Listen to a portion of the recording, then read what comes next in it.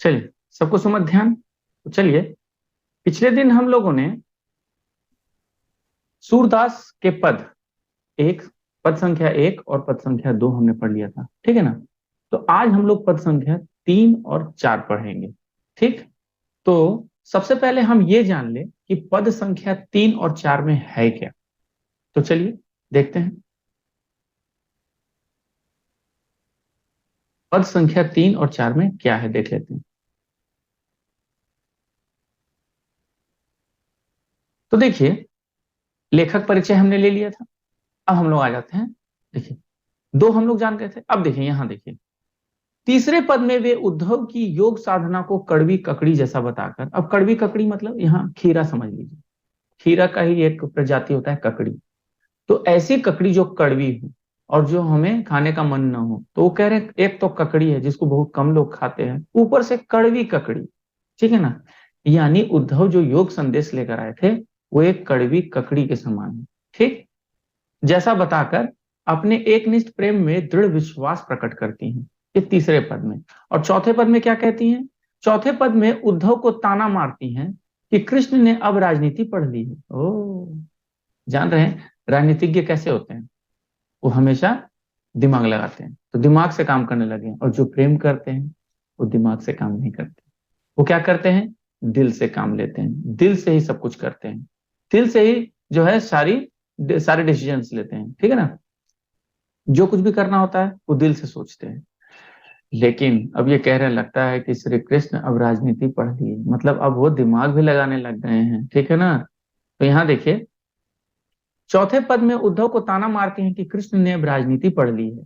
अंत में गोपियों द्वारा उद्धव को राजधर्म यानी प्रजा का हित याद दिलाया जाना सूरदास की लोक धर्मिता को दर्शाता है।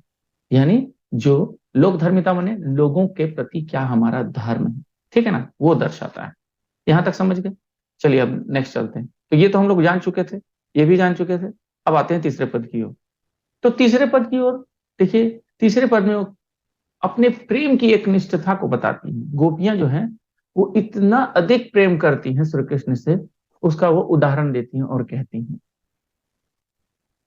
एक हारिल नाम का पक्षी होता है, हारिल, वो एक लकड़ी को पकड़े रहता है और तब तक पकड़े रहता है जब तक उसके प्राण न चले जाए। तो यहाँ पर श्री कृष्ण से जो प्रेम है गोपियों का, अपना प्रेम जो है वह जताने के लिए, दर्शाने के लिए उद्धव से गोपियां कहती हैं कि हमरे हरि हारिल की लकड़ी, हमारे जो हरि हैं अर्थात श्री कृष्ण हैं, वो क्या है? हारिल की लकड़ी के समान। जिस प्रकार हारिल पक्षी लकड़ी को पकड़े रहता है और उसको वो छोड़ता नहीं है जब तक कि उसकी प्राण न चले जाएं, ठीक उसी प्रकार हम गोपियां भी श्री कृष्ण को के प्रेम में हमेशा लीन रहेंगी, उनके प्रेम को हम पकड़े रहेंगी, ठीक है ना। जिस प्रकार हारिल पक्षी इस लकड़ी को पकड़े रहता है, ठीक हम गोपिकाएं श्री कृष्ण के प्रेम को पकड़े रहेंगे, अर्थात श्री कृष्ण से ही प्रेम करती रहेंगी और किसी से नहीं प्रेम करेंगे और कुछ नहीं सुनेंगी, भले ही हमारे प्राण क्यों न चले जाएं। मन क्रम बचन नंद नंदन उर, भाई देखिए वो कहती हैं कि मन से, कर्म से, वचन से, नंद नंदन यानी नंद के जो नंदन है, नंद के नंदन कौन थे? नंद बाबा के नंदन अर्थात श्री कृष्ण, और वो हमारे हृदय में बसे हुए हैं। मन से, कर्म से, वचन से श्री कृष्ण हमारे हृदय में बसे हुए हैं और यह दृढ़ कर पकड़ी, और हम उनसे ही प्रेम करती हैं और उन्हीं को प्रेम करते रहेंगे, यही हमारा दृढ़ निश्चय है। अब आगे वो कहती हैं, जागत सोवत स्वप्न दिवस निसी, देखिए जिस प्रकार जो प्रेम करता है तो वो जागते सोते सपने में, दिन में, रात में, दिन भर उसी के बारे में सोचता है। यहाँ पर गोपिकाएं कहती हैं कि हम गोपिकाएं भी श्री कृष्ण के प्रेम में इतनी तल्लीन है, इतनी लीन हो चुकी हैं कि जागते, सोते, सपने में, दिन में, रात में, कान्हा कान्हा जकरी, हम तो बस कान्हा कान्हा कान्हा कान्हा जपते रहती हैं। हमें कान्हा के सिवा तो और कोई दिखता ही नहीं है, अर्थात श्री कृष्ण के सिवा हम किसी के बारे में सोच भी नहीं सकती। और तुम हमें योग का संदेश देने आए हो, हम तो करने से रहे, क्योंकि हमारा प्रेम सगुण है और श्री कृष्ण के प्रति एक निष्ठ प्रेम है। आप चाहे कितना भी कह लें, हम श्री कृष्ण से ही प्रेम करती रहेंगी, उसी हारिल पक्षी की तरह। जिस तरह हारिल पक्षी लकड़ी को पकड़े रहता है और पकड़े पकड़े अपने प्राणों को त्याग देता है, परंतु उस लकड़ी को छोड़ता नहीं है, ठीक उसी प्रकार हम गोपिकाएं भी श्री कृष्ण के प्रेम में तल्लीन रहेंगी, उन्हीं से प्रेम करती रहेंगी, भले ही अपने प्राणों को त्याग दें, परंतु आपके योग का संदेश तो न हम सुनेंगी और न करेंगी। ठीक है, अब आगे। अब उलाहना देती है। देखिए, उलाहना क्या होता है? उलाहना समझिएगा। देखिए, एक शब्द है उलाहना। ठीक है, मैं बताता हूं। देखिए, एक शब्द है उलाहना।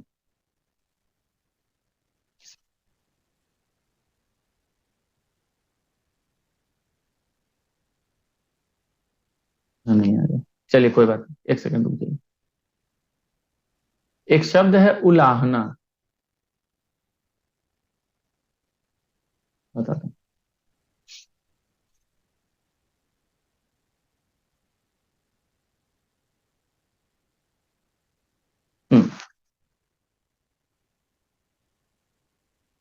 यहीं से चेंज करना पड़ेगा पहले लैंग्वेज, एक मिनट, बस तुरंत, एक मिनट भी नहीं लगेगा।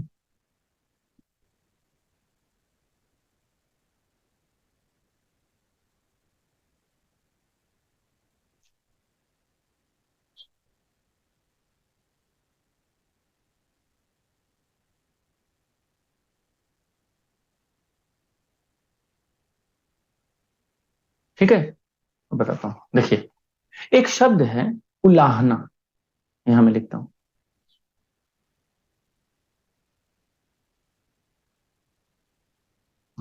ये, अच्छा आपको अब दिखेगा, अब दिखेगा, व्हाइट से मैं लिख रहा था इसलिए आपको नहीं दिख रहा था। उलाहना एक शब्द है। उलाहना का मतलब क्या होता है? व्यंग करना, यानी कटाक्ष करना। ठीक है ना? तो उसको उलाहना कहते हैं। तो यहां पर देखिए, यहाँ जो गोपिकाएं हैं वो क्या है? जागत, पहले तो वो कहती हैं कि जागते सोते सपने में दिन में रात में हम कान्हा कान्हा ही जपते रहती हैं। ठीक है ना? वो ये कहती हैं। ठीक, उसके बाद क्या कहती हैं आगे? अब वो कहती हैं आगे, तो ये उलाहना शब्द याद रखिएगा, ये इंपॉर्टेंट है। अब वो कहती हैं कि सुनत जोग लागत है ऐसा। अरे तुम्हारे योग हे उद्धव, गोपिकाएं कहती हैं कि हे उद्धव। अब देखिए, मैं फिर से आपको याद दिला दूं, यहां पर गोपिकाएं सीधे सीधे उद्धव से बात नहीं कर रही हैं, वो एक भंवरे के माध्यम से उन्हें क्या करती हैं? कटाक्ष करती हैं, उलाहना देती हैं, ताना मारती हैं। उलाहना मतलब होता है, अगर एक देशज शब्द को हम ले तो ताना मारना। उलाहना का मतलब क्या होता है? ताना मारना। ठीक, तो यहां हम लिख देंगे ताना मारना। देखिए,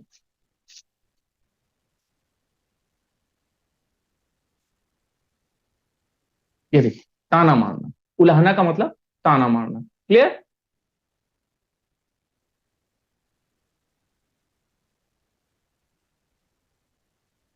हम्म, उलाहना का मतलब ताना मारना होता है, समझ में आ गया? यानी वो बार बार ताना मार रही है, वो कह रही है हे उद्धव, हे उद्धव, नहीं, भंवरे के माध्यम से कहती है, भंवरे को देखते हुए कि हे उद्धव सुनो, तुम्हारे योग का संदेश सुनकर ऐसा लगता है जैसे कि कोई कड़वी ककड़ी हो।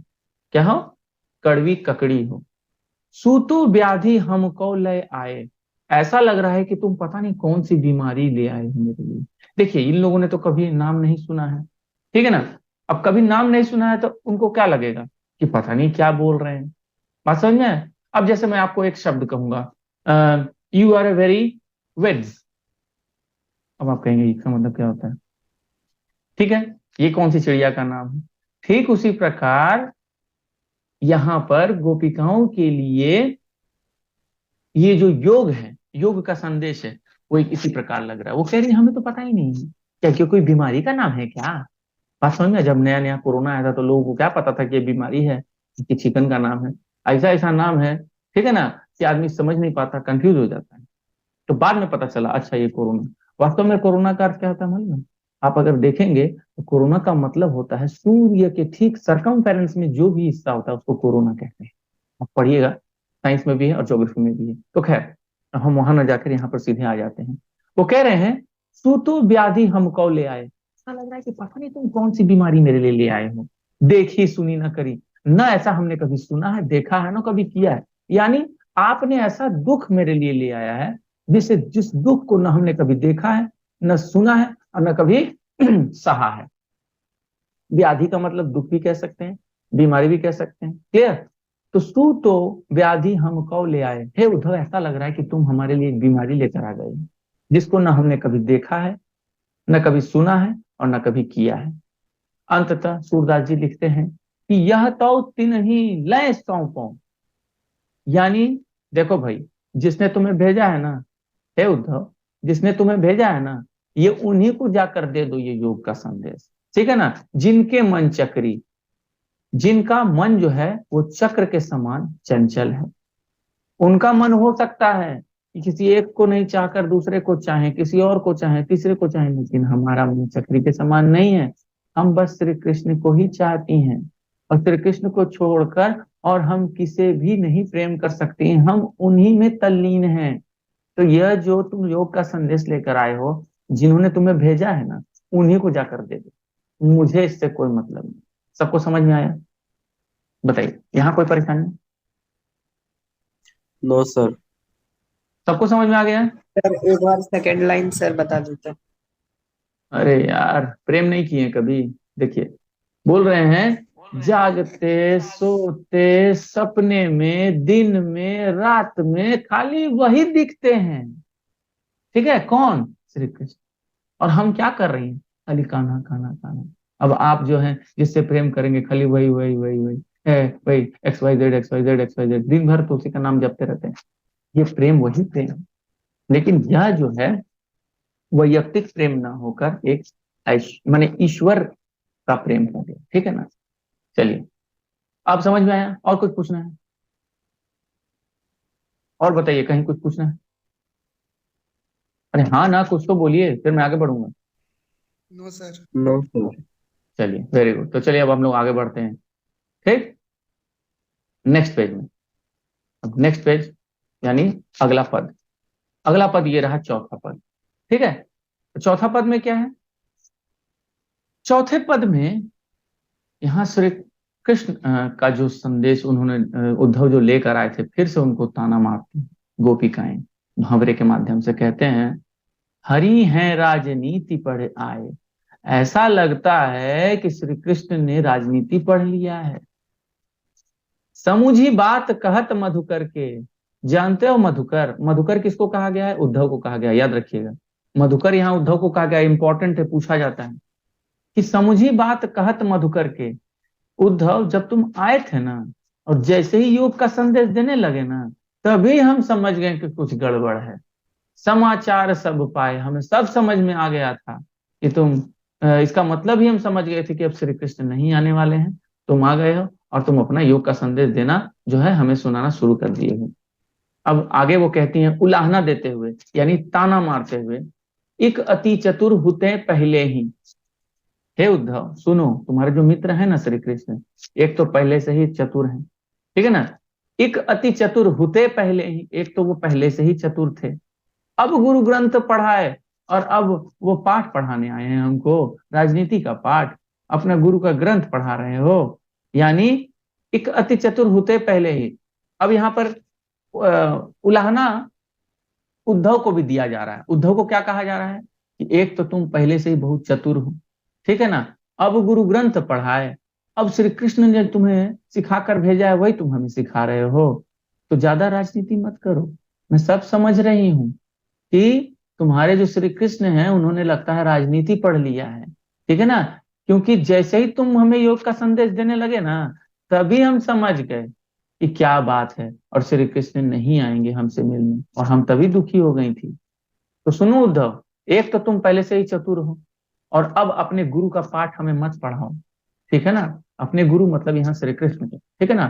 बड़ी बुद्धि जानी जो उनकी, योग संदेश पठाए। लगता है श्री कृष्ण की बुद्धि कुछ ज्यादा ही बढ़ गई है क्या? ज्यादा बुद्धिमान हो गए हैं क्या? बड़ी बुद्धि जानी जो उनकी, जान यही पड़ता है, यानी यही समझ में आ रहा है कि लगता है श्री कृष्ण की बुद्धि और भी बढ़ गई है। योग संदेश पठाए, इसीलिए उन्होंने योग रूपी संदेश को हमारे पास तुम्हारे माध्यम से भेजा है। ठीक है ना। तो तुम जो योग का संदेश लेकर आए हो, श्री कृष्ण ने जो तुम्हें कहा है कि जाकर गोपिकाओं को योग का संदेश दो, तो ये जाकर उन्हीं को सौंप दो, ऐसा कि पहले ही पद में कहा जा चुका है। सामान्य जो होना चाहिए धर्म एक राजा का, उसको बताते हैं, कहती हैं, फिर से ताना मारती हैं और कहती हैं, जानते हो उद्धव, उद्धव भले लोग आगे के, पहले के लोग भी बहुत भले होते थे। ठीक है ना। अब डायरेक्ट उद्धव से नहीं कह रही है, भंवरे के माध्यम से कह रही है। परहित ढोलत धाय, पहले के लोग बहुत अच्छे होते थे, दूसरे की मदद के लिए। परहित यानी, परहित मतलब क्या होता है? परोपकार, दूसरों का उपकार करने में अपना भला समझते थे। उनको लगता था कि अगर हम दूसरे का भला करेंगे तो ये अच्छी बात है, और पहले के लोग ऐसा ही किया करते थे। उद्धव भले लोग आगे के, परहित दौलत धाय। उद्धव, पहले के लोग ही बहुत भले हुआ करते थे, जो कि दूसरों के हित के लिए सोचते थे और उन्हीं के लिए सोचते रहते थे। लेकिन अब अपने मन फेर पाई हैं, चलत जो होते चुराए। अब तुम ही बताओ, जब श्री कृष्ण चले गए गोकुल को छोड़कर मथुरा, किस लिए गए थे? वो क्या करने गए थे? वो जितने लोग उद्दंड हैं, राक्षस हैं, जो परेशान कर रहे हैं, उन लोगों को वो दंड देने गए थे। ठीक है ना। और जाते जाते हमारा मन तो उन्होंने चुरा लिया था। ठीक है ना। अब अपने मन फेर पाई, चलत जूहुते चुराए। जाते जाते जो उन्होंने हमारा मन चुरा लिया था, हमारा दिल ले लिया था, अब तो दिल हमारे पास है नहीं, मेरा मेरा दिल तो श्री कृष्ण के पास है। तो सुनो भाई, अब अपने मन फेर पाई, अब मुझे अपना मन वापस चाहिए, बस। और मुझे कुछ नहीं सुनना। अब तुम हमारा मन हमें वापस करो, जाके श्री कृष्ण को बोल दो, या तुम मुझे वापस करो। ठीक है। जाकर लेकर आओ, श्री कृष्ण से मांग कर। ठीक है ना। अब अपने मन फेर पाई, अब हमें अपना मन यानी हृदय वापस चाहिए, जो श्री कृष्ण गोकुल से मथुरा जाते वक्त लेके चले गए थे। ते क्यों अनीति करें आप उन, जे और अनीति छुड़ाए। जिन्होंने यह प्रण लिया कि सामान्य जनता को परेशान करने वाले जितने लोग हैं उनको दंड देंगे, और श्री कृष्ण यही सोचकर गोकुल को छोड़कर मथुरा गए थे। ठीक है ना। और तो जो लोगों को दंड देने के लिए गए थे, लोगों के सामने न्याय करने गए थे, लोगों को न्याय दिलाने गए थे, आज वही अन्याय हम पर क्यों कर रहे हैं? बताओ तो जरा। ते क्यों अनीति करे आप उन, आखिर वो आज अनीति क्यों कर रहे हैं, माने अन्याय हमारे साथ क्यों कर रहे हैं? अब ये अन्याय क्या है?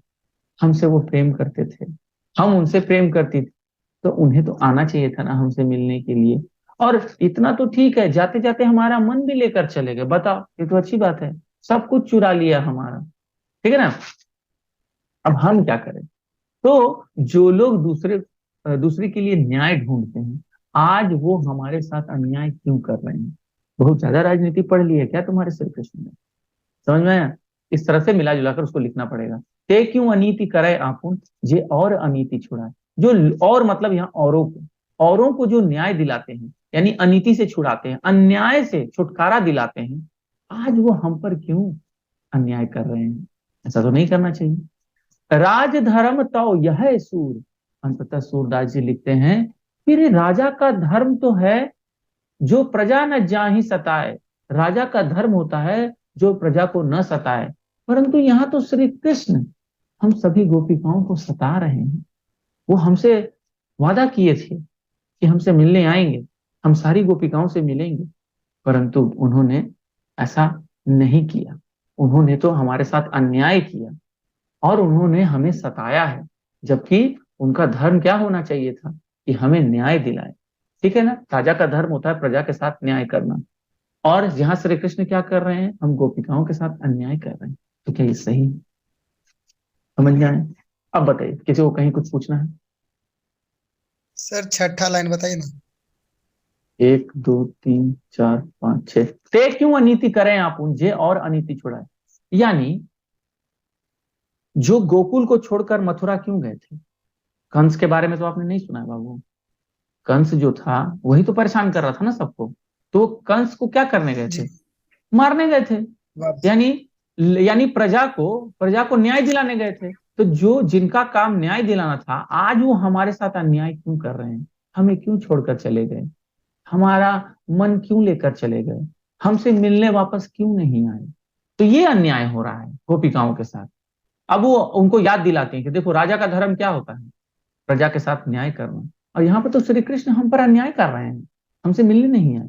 अब समझ में आया सबको? बोलिए, कुछ पूछना है? जी सर, समझ में आ गया।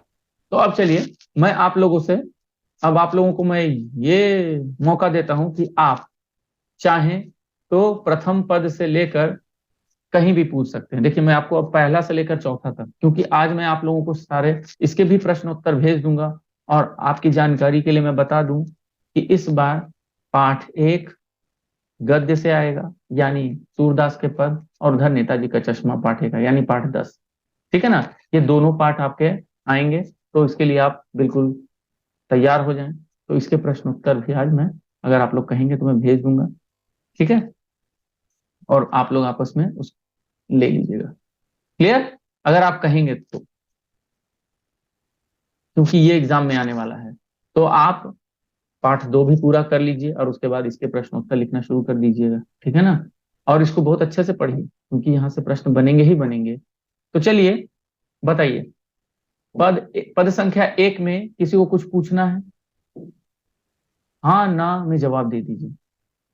और मैं सबसे पूछ रहा हूँ, तो ये अच्छा मौका है आपको कि आप अगर कहीं पे भी आपको ऐसा लग रहा है कि मुझे समझ में ना आए तो पूछ सकते हैं। अरे भाई हाँ ना कुछ में तो जवाब दीजिए, मैं सबसे पूछ रहा हूँ। सर बोलिए, लास्ट लाइन। इसका sir last fifth line. Line. Yes sir. 1 2 3 4 5, ये प्रीति नदी में। नो सर, उसके नीचे फॉर 6। अच्छा, वो कह रहे हैं कि जिस प्रकार चींटी गुड़ से प्रेम करती है और उसे लिपटी हुई रहती है और उसे लिपटे लिपटे प्राण त्याग देती है, ठीक उसी प्रकार हम गोपिकाएं हैं जो श्री कृष्ण के प्रेम में डूबी हुई हैं, और तब तक डूबी रहेंगी जब तक हमारे प्राण न निकल जाए। समझ में आया? समझ में आया? Yes sir. Sir okay. Second line. Second line है, यहाँ पे देखिए उदाहरण है कि जिस प्रकार कमल का पत्ता पानी में रहकर भी पानी के दाग को अपने ऊपर लगने नहीं देता, ठीक है ना? सर सरहत स्नेह तागा दे। अपरस, यानी अछूते रह गए तुम। तो तुम श्री कृष्ण के साथ रहे और श्री कृष्ण से प्रेम नहीं कर पाए, तुम उनके प्रेम से अछूते रह गए। नाहीन मन, क्या तुम्हारे मन में जरा भी प्रेम उत्पन्न नहीं हुआ श्री कृष्ण के प्रति? क्या तुम्हारे मन में, देखिए इसका मतलब आप इसका व्याख्या अभी तक नहीं लिखेंगे, जबकि मैंने कहा था कि आप 10 मिनट में इसको लिख लीजिए, ज्यादा नहीं लगेगा टाइम। आप एक काम करें, बार बार कह रहा हूं, इन चारों पदों के अगर आप भावार्थ लिख लेंगे तो जिंदगी भर याद रहेगा, और नहीं तो हमेशा के लिए फिर भूल जाइएगा, धीरे धीरे धीरे धीरे धूमिल हो जाएगा। मैं फिर कह रहा हूं, आप नहीं होगा तो पुराने वाले, इसके ठीक पहले वाले वीडियो को भी देख के आप उसको लिख सकते हैं। अब बताइए, और कुछ पूछना है कहीं इसमें? कहीं और कुछ पूछना है? No sir. ओके, तो चलिए अब नेक्स्ट बताइए। पद संख्या 2 में कुछ पूछना है? ये रहा आपके सामने। बताइए यहाँ पे कहीं कुछ आपको ऐसा लग रहा है जो पूछना चाहिए, ताकि आप व्याख्या भी अच्छे से लिख सकें, उसका भावार्थ अच्छे से लिख सकें। भावार्थ समझ लीजिएगा तो पूरा पाठ समझ जाइए। यहाँ कहीं सर कुछ? तीसरा। अवधि आधार, आपके आने की जो उम्मीद है उसी को मैंने अपने जीवन का आधार बना लिया। ठीक, बस उम्मीद ही थी जो, यानी अवधि आधार आस आवन की, आपने आपके आने की उम्मीद ही थी, जिसके आधार पर हमारे तन में मन में जितने भी कष्ट हो रहे थे उत्पन्न, हम उन सब कष्टों को सहते चली गई, क्योंकि हमें उम्मीद थी कि आप आएंगे। समझ में आया? कहते हैं ना कि जितना भी कष्ट हो, लेकिन एक समय आता है जब आपको उम्मीद हो ना, तो सारे कष्ट जो है आप सह लेते हैं। आपको उम्मीद रहती है कि मैं इस बार परीक्षा में अच्छा करूंगा, और आप कष्ट सहते हैं। लाइट नहीं रहती है फिर भी पढ़ते हैं, पढ़ने का मन नहीं करता है फिर भी पढ़ते हैं, नहीं याद करने का मन करता है, आप सुबह सुबह उठ के पढ़ते हैं, शाम को पढ़ते हैं, मतलब दिन रात मेहनत करने लगते हैं एग्जाम के समय। तो इसी को कहते हैं कष्ट सहना, क्योंकि आपको उम्मीद है कि आप अच्छा करेंगे तो आप सफल व्यक्ति बन पाएंगे। यही बात है। ठीक, यहीं से मैंने आपको जोड़ दिया। अब बोलिए, इसमें और कहीं कोई पंक्ति में कुछ पूछना है? कहीं पे भी? जी नहीं सर। और कोई? मैं सबसे पूछ रहा हूँ, सब लोग एक बार हाँ ना कुछ में भी जवाब दे दीजिए, और नहीं तो पूछना है तो बताइए। सब लोगों से मैं पूछ रहा हूँ कि हाँ या ना में जवाब दे दीजिए, पूछना है तो भी ठीक, सर नहीं मार्च पूछना। बेस क्या होता है? मन की मन ही मांझ रही, हाँ, मांझना मतलब होता है बर्तन मांजना, और मांझना मतलब क्या होता है यहाँ पर? चिंतन करना। यानी मन ही मांझ रही, मैं क्या कर रही हूँ, मन की बातें हमारी मन में ही रह गई और उसको मन में ही रख ली। क्या? कौन सी मन की बात बताइए तो जरा। इनकी मन की बात क्या थी बताइए? कौन सी ऐसी बात थी जो इनके मन में श्री रह गई है? कृष्ण आनंद मिलने। अरे ये बोल सर नहीं ये पाए।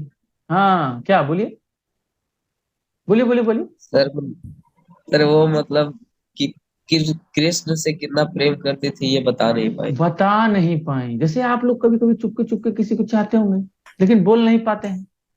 तो यही बात है ना, यहाँ पर श्री कृष्ण को बहुत चाहती थी वो, लेकिन बोल नहीं पाई कभी। ठीक है ना, और वो चले गए तो अधूरी रह गई बात। ठीक है ना, तो वही है, मन की मन ही मान रही, मन की बातें मन में ही रह गई। ठीक है ना, और उसको हमने मन में ही रख लिया। कैसे कहें? वो तो नहीं परत गई, अब मैं कैसे कहूँ? नहीं कह पाऊंगी क्योंकि वो तो चले गए। अब बोलिए, इसमें से और कहीं कुछ पूछना है? और कहीं कुछ पूछना है? नहीं तो मैं अगले पद की ओर चलता हूँ। मैं सबसे पूछ रहा हूँ, हाँ ना जवाब दे दीजिए, all of you. No sir कोई प्रॉब्लम नहीं है। Okay, very good. तो नो चलिए सर। नेक्स्ट, चलिए अगले पद। अब तीसरा तो मैं अभी ही पढ़ाया हूँ, अब बताइए इसमें भी कुछ पूछना है तो बता दीजिए। एक बार मैं सोच रहा हूँ कि आप लोग कुछ पूरा पूछते हैं। बोलिए, इसमें कुछ पूछना है बाबू? सर व्याधि मतलब? व्याधि मतलब होता है एक तरह से बीमारी, दुख, कष्ट देने वाला कोई चीज। ठीक है ना, आप किताब में देखें ना, किताब में भी लिखा हुआ है। देखिए किताब में क्या है, शब्द संपदा में पढ़िए, देखिए वहां पे व्याधि का अर्थ क्या है। पढ़िए, कोढ़, कोढ़ नामक एक बीमारी का नाम, देखिए क्या है लिखा, पढ़िए। किताब है ना आपके पास? किताब खोल के बैठी है कि नहीं? Yes sir. हाँ बोलिए, बोलिए सर, क्या लिखा हुआ है व्याधि का, बताइए। नहीं मिला? एनसीईआरटी बुक रहेगा तब ना मिलेगा। बताइए क्या लिखा हुआ है, इतना देर लग रहा है, कौन बताएगा, किसको पता है? बोलिए, किताब में क्या लिखा हुआ है बताइए उन्हें। सूतो बोलिए। व्याधि हमको ले आया, देखी सुनी न करी।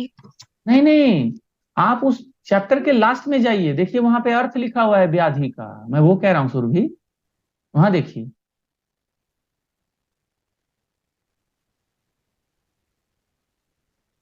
यस देखिए, सर, रोग पीड़ा हाँ, पहुंचाने वाली, समझ में आया।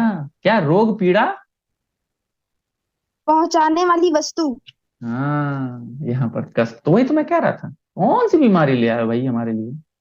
किसको कह रहे हैं बीमारी, व्याधि किसको कहा गया बताइए तो जरा, बताइए, व्याधि किसको कहा गया है? माधु। नहीं। हम्म। हम्म। सर व्याधि कृष्ण किसको को। कहा गया? हे भगवान, आप लोग मुझे डुबाएंगे यार, मेरा नाम डुबा देंगे आप लोग। यहाँ व्याधि बीमारी किसको कहा गया है? सर जो कृष्ण नहीं आए ना तो उसको कहा गया है। अरे यार, बीमारी किसको कहा गया है? कोरोना को। वाह, सर योग को बहुत योग बढ़िया, को। एकदम योग सही सर, जवाब। योग। योग। हाँ, ये बेचारे कोरोना पहुंच गए। अरे योग जो संदेश देने आए उसको व्याधि कहा गया है, समझ में? सूतो व्याधि हमको ले आए, अरे तुम कौन सा रोग ले आए हो योग? कहाँ से ले आए हो पता नहीं, जिसको ना हम कभी देखे हैं, न कभी सुने हैं, और न कभी किए हैं। क्लियर? समझ में आया? बताइए, सबको समझ में आ गया, यस यस और sir. No? Yes sir. Yes इसमें सर, और सर योग होगा ये कोरोना माधव नहीं। को बोलते अरे हैं सर। क्या बोले, फिर से बोलिए। गोपिया। क्या गोपिया ये बोलती है? माधव को बोलते हैं कि ये माधव योग को क्यों बोलेंगी? कहाँ नहीं से नहीं लेके आए। नहीं नहीं नहीं, यहाँ भंवरे के माध्यम से उद्धव को कह रही है, उद्धव उद्धव। उद्धव उनका मित्र था, श्री कृष्ण का, वो मित्र को ना भेज दिए थे। कैसे कभी कभी आपके पास टाइम नहीं रहता है तो बोलते हैं जरा जाके मिल लेना, बता देना कि हम नहीं। ठीक है, वैसे ही श्री कृष्ण ने जानबूझकर उनको भेजा था, क्योंकि मैंने आपको बता दिया था कि उनके घमंड को तोड़ना चाहते थे। क्लियर? आवाज आ रही है मेरी? Yes sir.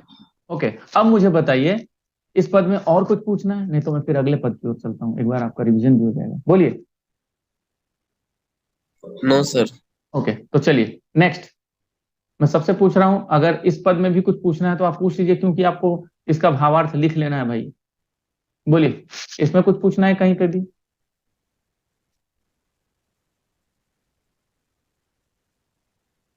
कहीं पे भी ऐसा लगता है कि इसका अर्थ हम नहीं लिख पाएंगे, इसका मतलब नहीं, सर तो आप पाहिये मतलब कैसे होता है। पाई हैं, अब अपने मन फेर पाई हैं चल। अरे भाई, यानी पाई है मतलब मैं कैसे प्राप्त करूं? मेरा मन तो लेकर चले गए हैं श्री कृष्ण। अब तुम ही बताओ कि अब हम अपना मन कैसे वापस ले? तो श्री कृष्ण आए ही नहीं है तो हमारे मन को वापस कर पाएंगे? यानी हमारा मन मतलब हृदय। अरे कैसे आपका दिल कोई चुरा लेता है? वैसे ही यहाँ पर जो है श्री कृष्ण का दिल जो है, सॉरी, गोपियों का जो दिल है, गोपिकाओं का दिल है, श्री कृष्ण ने चुरा लिया। समझ में आया? तो अब जी बताइए, सारी गोपिकाएं अपना दिल किससे मांगेंगी? श्री कृष्ण से ना मांगेंगी तो श्री कृष्ण तो आए नहीं। तो वही कह रही हैं कि अब अपने मन फेर पाई हैं, अब हम अपना मन यानी अपना हृदय कैसे वापस लें? चला तो जो होते चुरा, जो चुरा के लेके चले गए थे तुम्हारे श्री कृष्ण। अब बताओ, अब बोलिए और कुछ। नहीं सर, और कोई खास नहीं है इसमें। खास नहीं है? खास तो बहुत कुछ है। आप अगर ध्यान से देखें तो बहुत कुछ सीखने को मिल रहा है। ठीक है ना? सबसे बड़ी बात, इस पूरे पाठ में हमने एक आदर्श प्रेम को देखा। कितना भी कुछ, देखिए आजकल क्या होता है, देखिए आज के समय से जोड़ रहा हूँ, अगर किसी को किसी से प्रेम होता है और वो उसके अपने मित्र को भेजता है तो मित्र क्या करता है? उसकी जो गर्लफ्रेंड होती है मजाक उसको उड़ाता उसको है। उसको भटकाता है। मजाक उड़ा देगा कैसे? मजाक नहीं, उसको भटकाता है, बोलता है अरे वो ठीक नहीं है, उसको छोड़ दो, दूसरा को ले लो। ठीक है? और वो लड़की देखती है कि जिसके पास ज्यादा पैसा है उसके पास चल जाती है, देखती है कि हाँ सही कह रहा है, उसके पास कहाँ होना।